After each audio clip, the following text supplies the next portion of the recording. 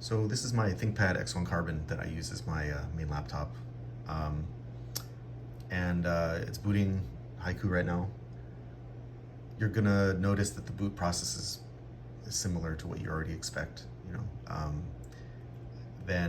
But once the app server loads, which will happen in a few seconds, you'll notice something different, which is that I'm being prompted for passphrase.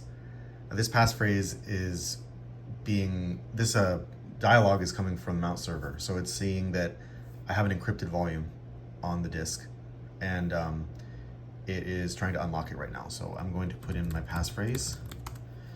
Now it didn't. I think I have a bug here because it's supposed to also mount the private volume here, and it didn't do it for some reason. But I'll figure that part out.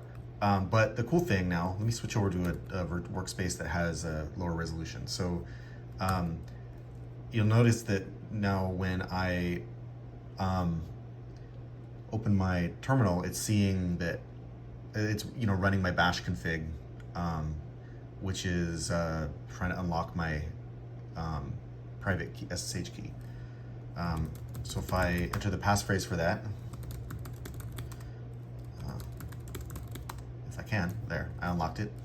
Now, this SSH config is actually a symlink to this private volume, and this private volume is a virtual disk from the encrypted disk driver I added. So if I open up drive setup, we'll see it. So this is the encrypted disk. So it's marked with the type. Let me see if I can show you the type here. Type is Haiku data encrypted. So this is what Mount server saw during boot time, that it had this partition type.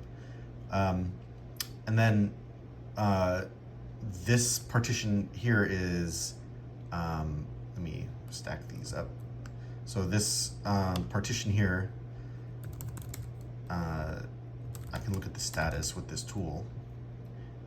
In theory, this should be integrated into drive setup, but it isn't at the moment.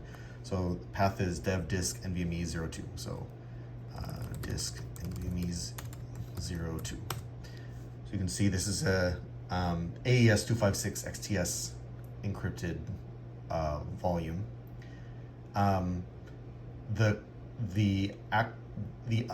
When this is unlocked, it creates this virtual disk. Actually, I can demo that.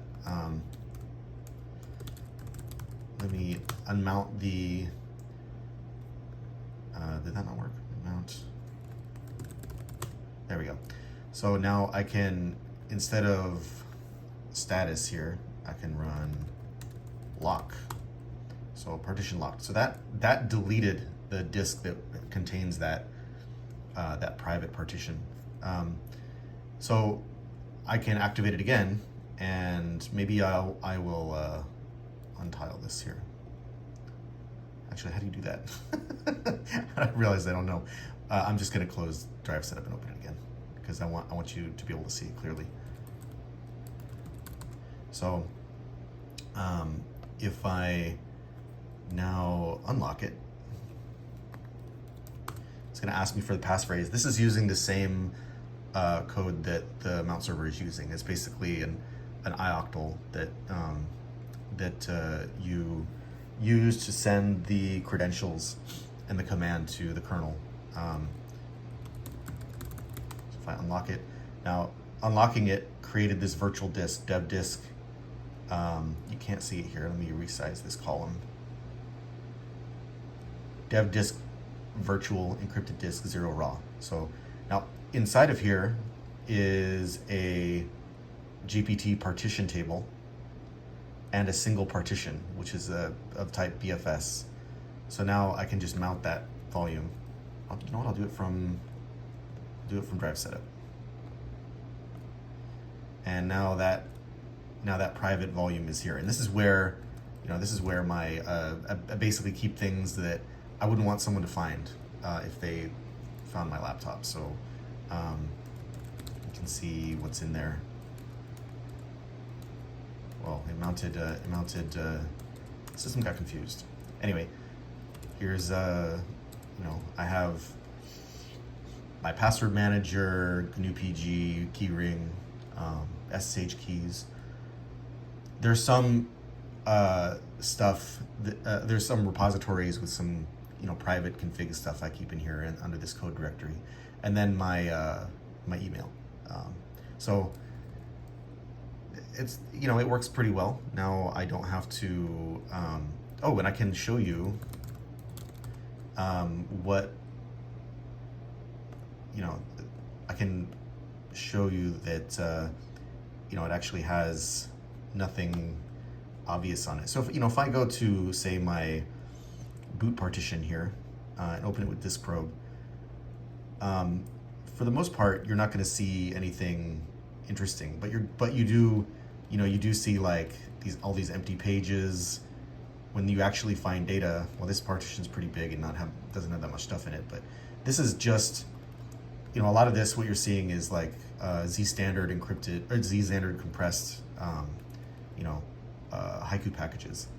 I wonder if I can zoom around and see. Yeah, see, this is, here we can see exec path, right? That's like plain text.